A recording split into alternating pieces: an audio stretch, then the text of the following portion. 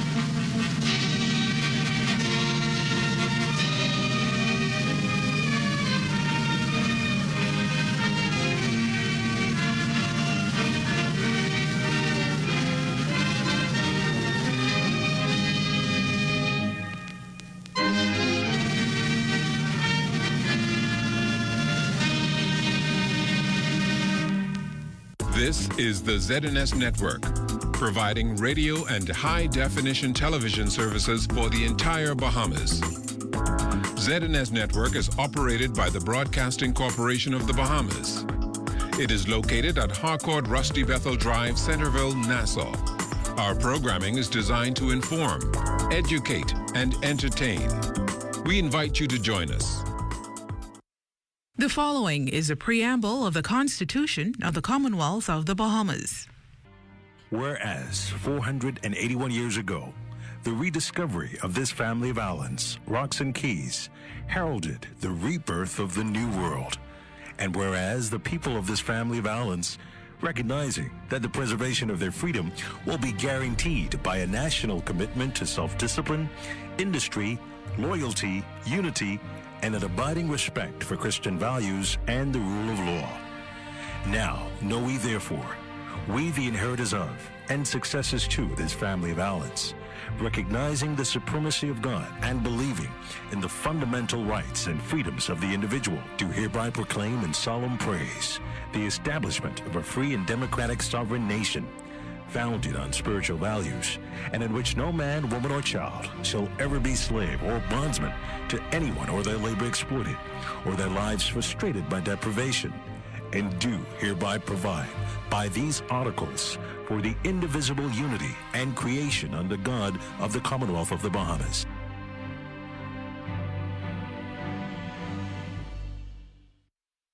It's Monday, March 7th, 2022, and the morning edition is live. On today's show, Cat Island installs its newest local government officers. A doctor encouraging Bahamian women to get their annual pap smears. A Queen's College student visits the Kennedy Space Center. And St. John's Native Baptist Church celebrates 190 years in the ministry. So let's start the morning off right.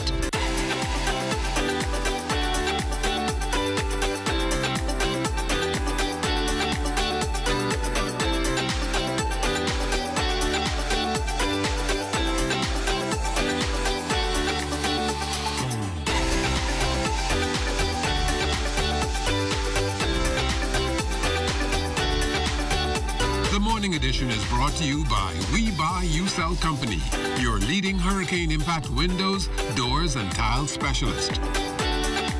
Sometimes later becomes never, so do it now. Good morning, everyone, and welcome to the Morning Edition. I'm LaDawn Davis. And I'm doing this right now for you this morning, LaDawn. You look so nice. Yes, and we're going to have a great week ahead. Yes, I promise you that I'm going to be good to you and the rest of the staff in the newsroom. You say, do it now. I'm saying it now. So everybody in the newsroom expect a different attitude from me this week. I'm going to be... So you're taking up your Lent Yeah, I'm going to be very nice to you. No grouching, no lying.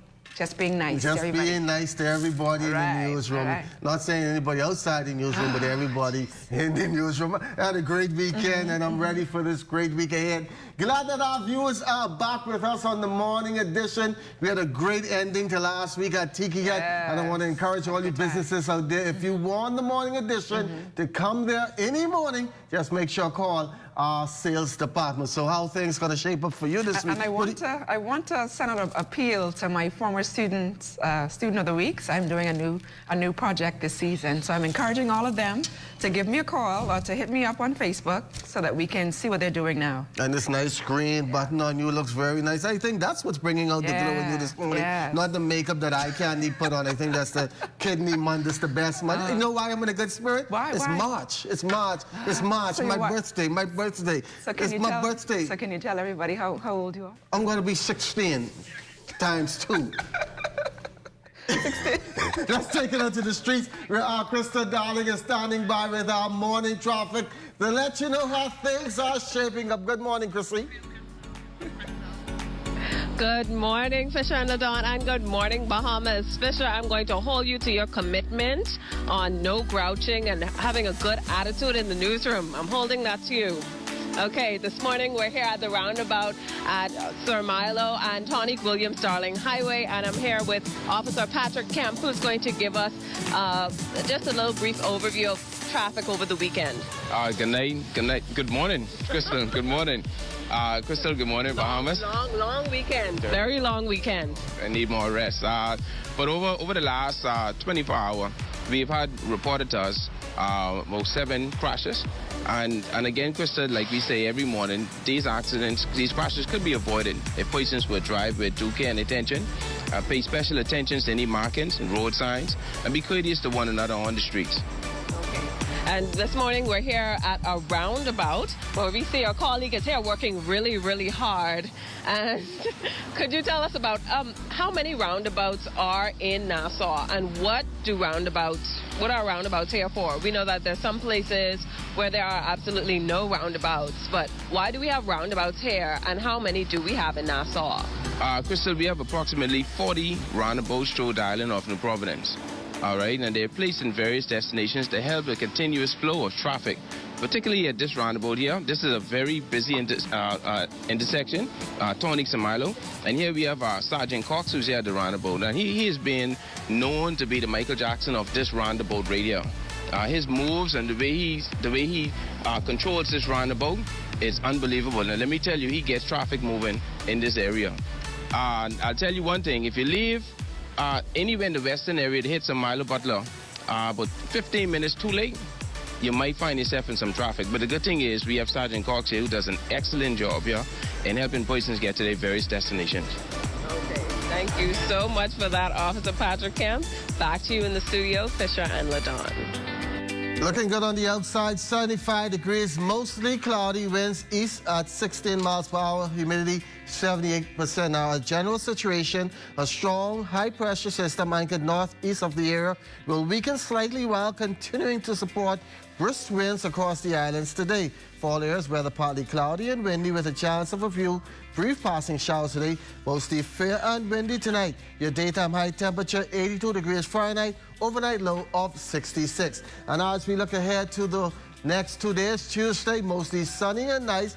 On Tuesday, 82 in the day, 72 at night. And then on Wednesday, breezy with a stray shower late in the afternoon, 82 in the day, 73 at night.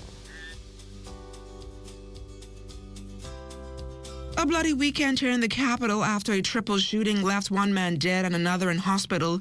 The incident unfolded in the Millers Heights area of Carmichael Road, where 3 persons, 2 males and a female, were shot.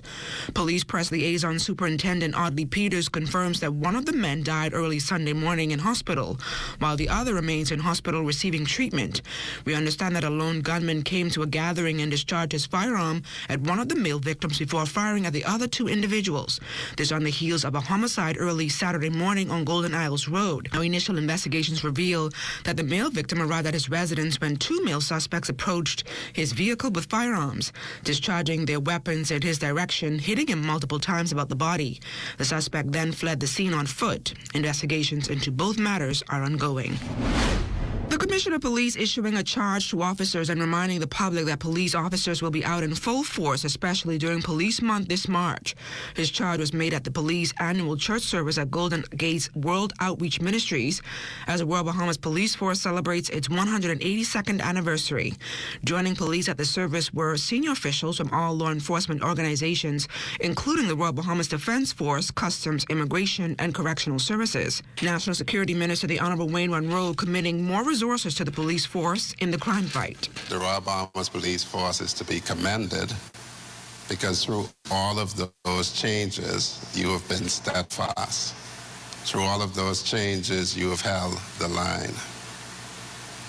And I would say, as the Commodore educated me, what we need in the Bahamas are more force multipliers for the police. Turning now to news from the courts, 3 Bahamian men expected to face a magistrate today on fraud charges. They're accused of 4 counts of fraud by false pretenses and uttering a forged document. This after they defrauded several local businesses of over $40,000 by conducting fraudulent check transactions.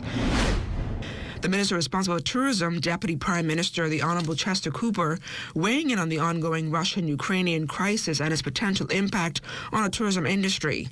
The Deputy Prime Minister says any prolonged sustained instability in the world will not only impact prices but impact persons' willingness to travel far away from home. However, he says the good news is that our key source market is the United States. Meanwhile, the skyrocketing cost of fuel is already showing its impact on the travel sector, with airlines elevating ticket prices to offset the additional funds spent on purchasing fuel, an issue the tourism minister describes as troubling. The reality, though, is that we are concerned about some of the ticket prices we're seeing, particularly on some of the major airlines coming out of Florida. We're engaging in discussions with those airlines, but we're also seeking additional airlift. We believe when there's a greater supply of airlift to the Bahamas, this will positively impact the prices. Now to the latest COVID-19 statistics. 2 new cases of COVID-19 reported by the Ministry of Health and Wellness. 2 males from New Providence making up that figure. Hospitalizations remain at 9 with 35 new recoveries, bringing that total to 31,998. 187 RT-PCR tests recently administered, bringing that total to 222,309.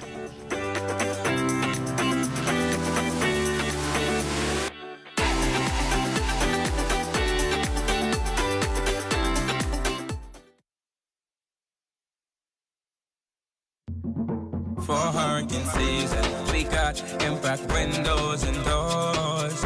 For protection, just come to our store. Plus we got tiles to pretty up your walls and your floors. We'll help you brighten up for that big bad storm.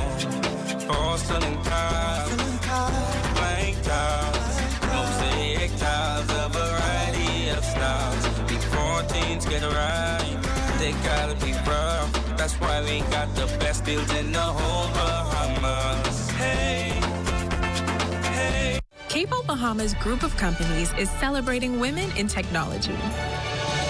We're taking this opportunity to pause and highlight the leading ladies in information, communication, and technology who are breaking stereotypes and shattering glass ceilings. We hope you'll join us in honoring the tremendous girl power that keeps our community connected.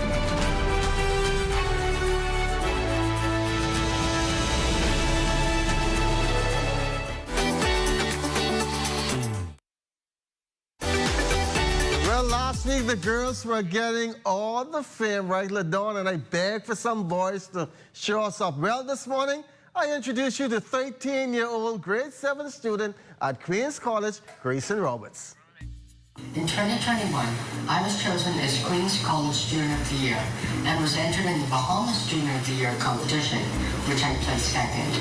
Later, I won a Ministry of Youth, Sports and Culture Award for Rising Star in Education. I also ended grade 6 with a 4.0 GPA and achieved all A's in inside examinations. With all that success, he has his favorite subjects. I think science and mathematics are my favorite subject because they not only play an essential role in daily life, but also play a big role in the career path I may choose. At one point, I considered being a pilot, but now I'm thinking along the lines of a job in aerospace engineering. Maybe even Elon Musk can hire me to work at SpaceX. And that's all because Grayson spent his midterm break visiting the Kennedy Space Center. It was really awesome. I love space, and to see all the rockets that actually went to space fascinates me. The exhibits were full of cool artifacts, and I even got to touch a moon rock. All of the exhibits and memorials and historical significance really was awesome to me. I highly recommend a visit. So who is his motivation? I think Elon Musk has been a very inspirational person to me because he did what everyone thought was impossible. He created the world's most successful electric car manufacturer, Tesla. I am driven and inspired to want to succeed so that one day I can make a difference in this world and maybe even make it a little better. A very accomplished student, he strives for more. I think my biggest accomplishment so far has been twofold. In grade 6, I became Queens College Student of the Year and then went on to place second out of 100 students in the Bahamas Primary School Student of the Year competition. I think it's my biggest accomplishment because it reflects all of the hard work and dedication I put over the years to reach this point. Are there activities and hobbies besides schoolwork?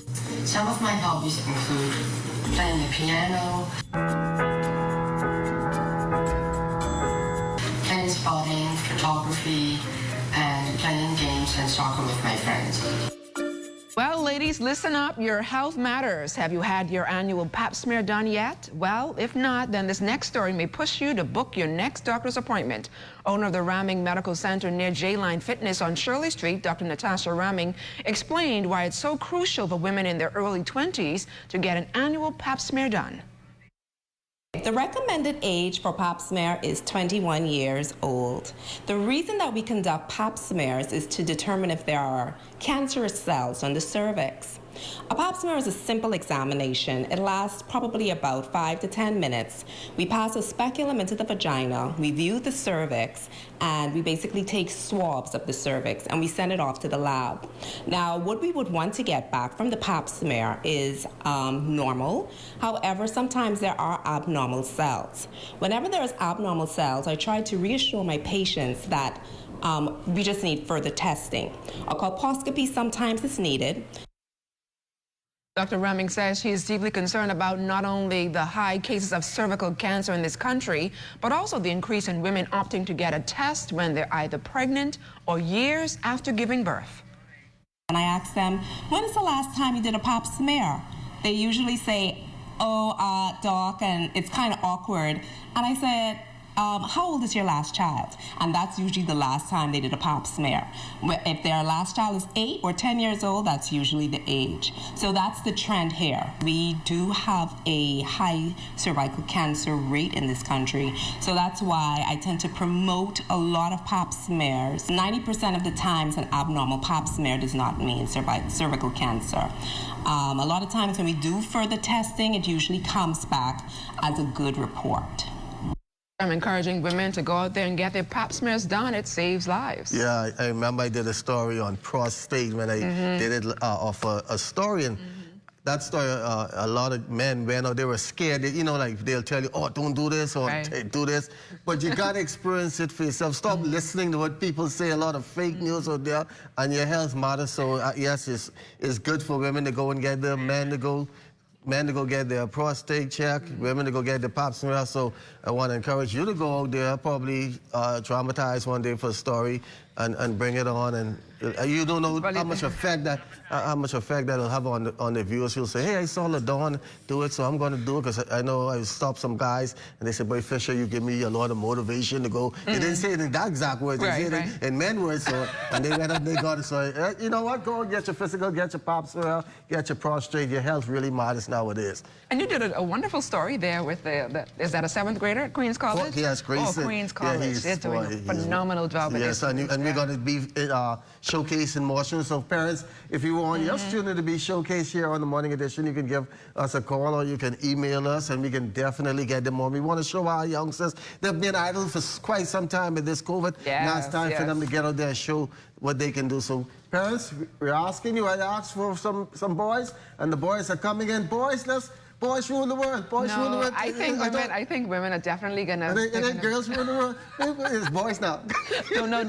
No dancing. Definitely no dancing. But we have a great week planned for our viewers. I know tomorrow we have someone from the Kidney Foundation. They're going to be talking about. A very educational week we have in store for our viewers. So make sure to stay tuned for that. All right, as we head to the break, we take a look back at today in Bahamian history. On March 7, 1928, the country's first Deputy Prime Minister, the Honorable Arthur Hanna, was born in Pompey Bay, Acklands. Also on this day in 1955, 29-year-old Kendall Isaacs became the first Bahamian ever appointed Solicitor General.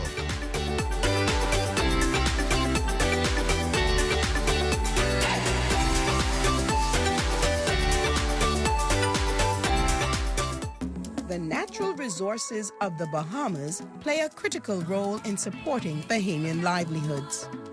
For example, the fishing and tourism industry, which include fishermen, seafood exporters, hoteliers, dive operators, restaurants, and others.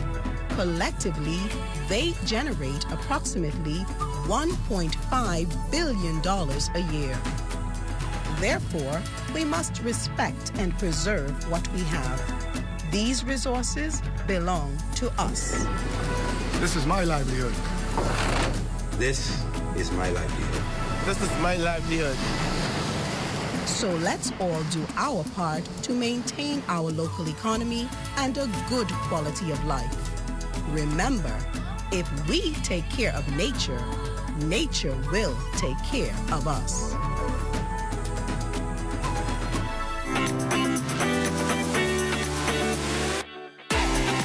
The country's most historic church is celebrating yet another milestone as it moves closer to nearly 2 centuries of Christian fellowship. St. John's Native Baptist Church on Meeting Street observing the church's 197th anniversary on Sunday. Helping the church mark this momentous occasion was Deputy Prime Minister and Minister of Tourism, Investment and Aviation, the Honorable Chester Cooper, Chairman of the Broadcasting Corporation of the Bahamas, Piceville Forbes, and Free National Movement Senator Reuben Rami. Bringing the word to the congregation was none other than the man who pastored the church for over 5 decades, Bishop Michael Simonet. I look around the walls of the church. I see the people in the church, but I can see the pictures of many of the bishops and pastors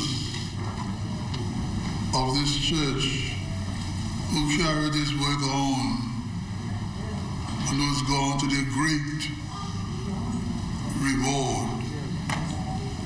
And God has raised up people like me and Bishop Pinder to carry this work on. 40-plus years after its first attempt and 2.5 years of Zoom meetings, and with Prince Hall Grand Lodge establishing a presence in the neighboring Providenciales Turks and Caicos Islands. Now, according to James Hutchison Sr., Grand Master of Ceremony, Committee of Reclamation or Reclamation, here's how it all came together. It started on November 20th, 2020, with a chat room being formed, and consequently about 5 or 7 Zoom meetings. It got really intense. It got to the point where I became frustrated because they weren't moving as fast as I wanted, and God sent us a man. He resides in Grand Bahama, but he got a job in Providenciales in the person of Godfrey Smith. And he was able to assist us by being on the ground and saying what I say. He know how to speak the language of a Mason. As a result, the deadline that was planned for February came to fruition. Before the pandemic hit, every Friday we've highlighted the academic achievements of our young people in our Student of the Week segment. But the big question is, how well are they performing once the cameras stop rolling? Join me, LaDawn Davis, for an inside look at what former students are up to right here on the ZNS Network.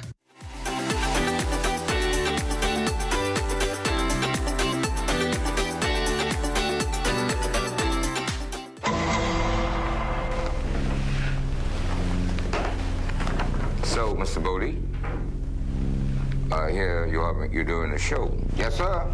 It's called. Yes, sir. Why do you think is the appropriate title for the show? Well, connotates that it is an authoritative expression on issues, and I do believe that, in my experience, I would have. So we deal with the issues that impact individuals and the nation. Well, I mean, why not? Well, I guess that ends that. That ends that, but it don't end that like that, because the public is invited to call in and participate in all of the shows that we're going to be doing going forward. And I'm excited. How about you? Arthur H. Bodie Jr. It's the only way to go.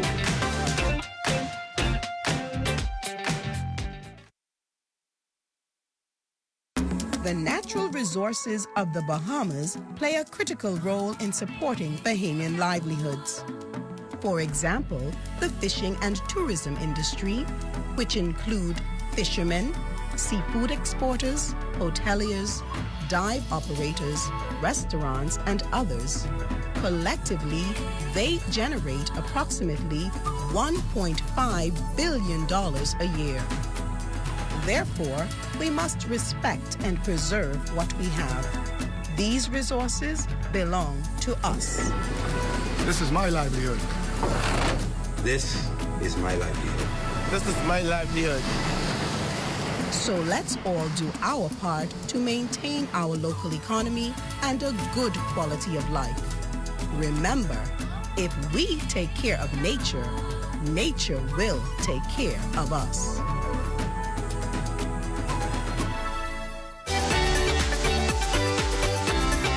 It's just so good to see residents around the Family Islands coming together to take part in the local government elections. I think that's pretty cool. And what I'm happy to see is that things are starting to get back to normalcy. Yesterday, looking at the COVID dashboard, there were no cases here in New Providence. So let's keep this good up so we can get regattas and sports and everything back in order. Oh, you seem excited. Yeah, I'm excited when I hear about sports. I used to say, man, I'm not going out, but as soon as something happened in sports, I'm going to be sitting down there in the night watching. I just need to get back to normal, just tired of being home. Just being crowded. But what, cleaning the dog? Cleaning the dog, yeah, bathing the dog. I've even started this garden I got a pepper tree and a strawberry tree I'm working on. So I'll be able to see how they go. You've got a green thumb, looks like. I got a nibby thumb because I bite my nails. So hopefully that will come. But right, yes, a month after successful local government elections, another cohort of councillors were officially sworn in following a ceremony on Cat Island on Saturday. Our Cleopatra Murphy was there.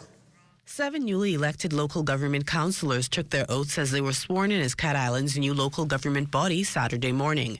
During a ceremony at Highway Church of God in New Bight, Cat Island's Member of Parliament Prime Minister the Honourable Philip Davis touted the importance of local government, noting that because local governments are on the ground in the Family Islands, the larger work of government is made easier. Local government is not merely something that we talk about.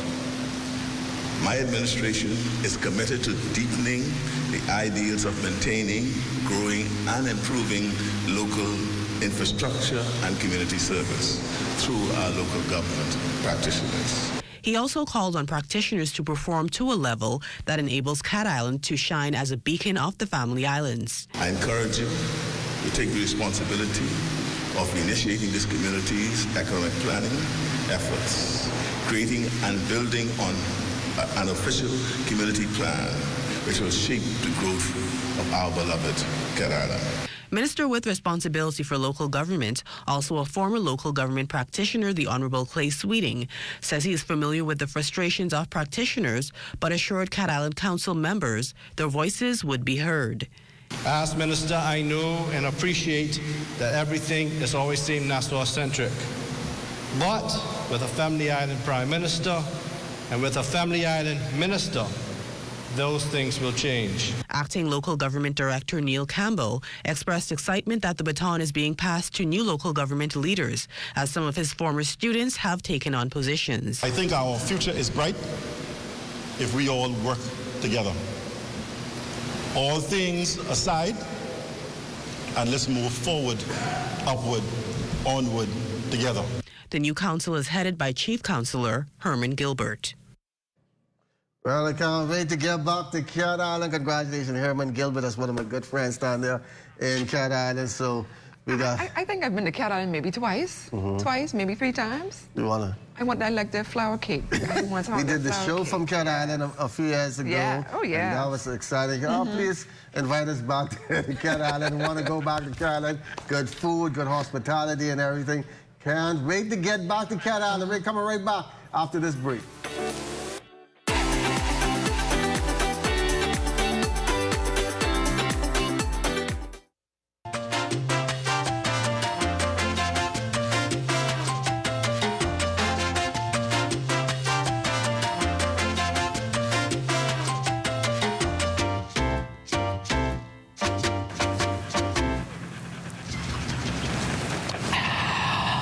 Well, what about me? What about you, what?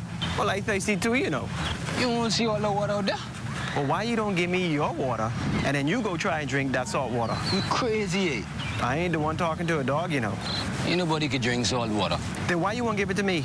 All dogs need fresh, cool water and sufficient shelter from the sun all year round, especially on the beach and during the hot summer months. Summers are very hot here in the Bahamas, so please make sure all pets have ample, cool, fresh water in proper containers and sufficient shelter from the sun, even on the beach.